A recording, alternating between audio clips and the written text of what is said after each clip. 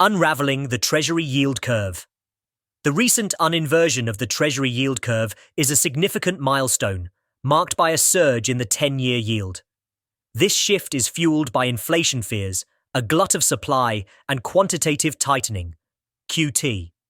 Inflation remains a top concern, pushing yields higher as investors demand more return to offset the eroding power of their money. Inflation and supply tsunami. Inflation fears are driven by a mix of factors including rising wages, supply chain disruptions, and geopolitical tensions. The massive supply of treasuries hitting the market only exacerbates the situation, with the US government issuing more debt to fund its operations. This flood of new debt puts upward pressure on yields as the market adjusts to absorb the additional supply. Quantitative tightening, QT, plays a crucial role here. The Federal Reserve's reduction of its balance sheet is essentially pulling money out of the economy, leading to higher yields. The combination of QT and a high supply of treasuries means that the balance of demand and supply in the bond market is shifting, leading to increased yields. Mortgage rates near 7%. One of the direct consequences of rising treasury yields is the spike in mortgage rates. Nearing 7%, these rates are a reflection of the broader economic environment.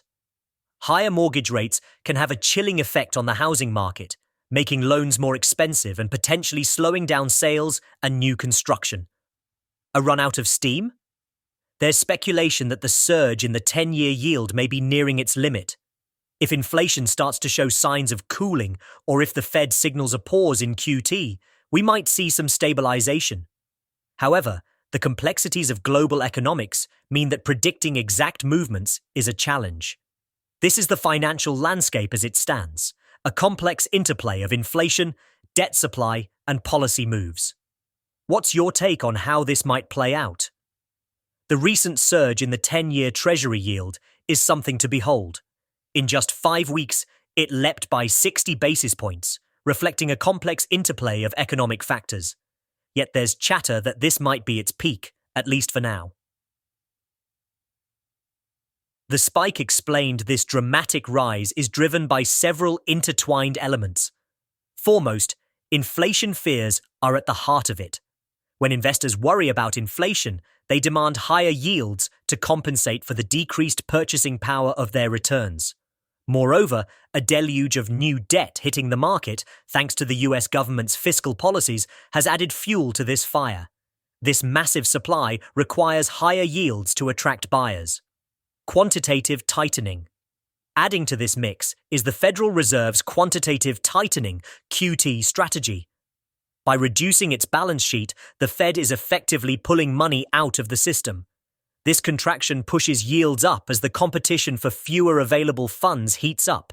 It's a delicate balance, and the Fed's actions are closely watched for any indications of a shift. Impact on mortgage rates. One of the most immediate effects of this surge is seen in mortgage rates. Nearing 7%, these rates make borrowing more expensive, potentially cooling the red-hot housing market. Higher mortgage costs can dampen demand, leading to a slowdown in home sales and construction. It's a ripple effect that touches many facets of the economy. Will it lose steam? There's a case to be made that the yield might have hit its near-term ceiling. Inflation, while still a concern, shows signs of stabilizing.